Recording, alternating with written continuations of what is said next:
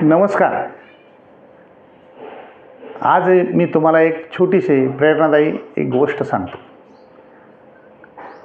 जेव्हा आपण आपल्या बोलण्यामध्ये सकारात्मकता ठेवतो, तेव्हा त्याचे दूरगामी परिणाम हे खूप असतात.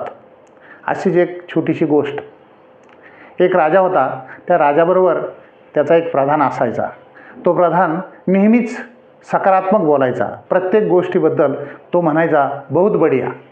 अगदी पाऊस पडला तर म्हणणार तो बहुत बढिया. जेवण झालं तर तो बोलणार बहुत बढिया. किंवा एखादी घटना घडली तर त्याबद्दल कौतुक करताना म्हणायचा बहुत बढिया. असंच एक दिवस राजा सकाळच्या वेळी आपल्या हातातली तलवार घेऊन तिची धार पाहत होता. तेवढ्यात प्रधानजी तिथे आला आणि म्हणाला, राजन बहुत बढिया, काय करताय? राजाने सांगितलं की मी तलवारीची धार पाहतोय. ते म्हटले बहुत बढिया. आणि हे वाक्य ऐकल्यानंतर राजाने त्याच्याकडे पाहिले आणि राजाच्या हातातून ती तलवार खाली पडली आणि राजाच्या पायाचा अंगठा तुटला. आता प्रधानजीच्या पुन्हा तोंडात शब्द आला बहुत बढिया. आता मात्र राजाला त्याचा राग आला आणि राजाने न राहून राजा म्हणाला की प्रधानजींना अटक करा. अर्थात राजा बोले दल हले. अशा पद्धतीनं लगेच सैनिक तिथे आले आणि त्यांनी त्या प्रधानजीला पकडलं आणि अटक करायला सुरुवात घेऊन गेली. त्याचवेळी त्या ठिकाणी राजाकडं पाहून प्रधानजी परत म्हणाला बहुत बढिया. त्याला अटक झाली. काही दिवस गेले. राजा एक दिवस शिकार करण्यासाठी जंगलात एकटाच निघून गेला. घोडा घेतला आणि जंगलात गेला. जंगलात गेल्यानंतर राजाला काही शिकार सापडली नाही. खूप वेळ झाला. राजा जंगलातील रस्ता चुकला आणि दुर्दैवाने राजाला तिथल्या आदिवासींनी पकडले. त्या आदिवासींनी पकडल्यानंतर आदिवासींची भाषा राजाला येत नव्हती आणि राजाची भाषा आदिवासींना समजत नव्हती.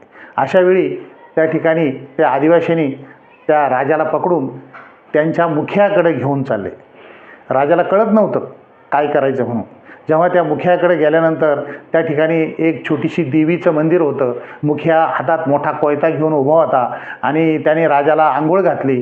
त्याच्या कपाळाला गंध लावला. तेव्हा राजाला कळालं की आपल्याला ह्या ठिकाणी बळी देण्याचा विचार दिसतोय. राजा घाबरला आणि जेव्हा त्या मुखियाने त्या राजाकडे संपूर्ण पाहिलं तेव्हा राजाच्या पायाकडे याचं लक्ष गेलं आणि त्याला कळलं की राजा हा पूर्ण पुरुष नाही तर अपूर्ण पुरुष आहे.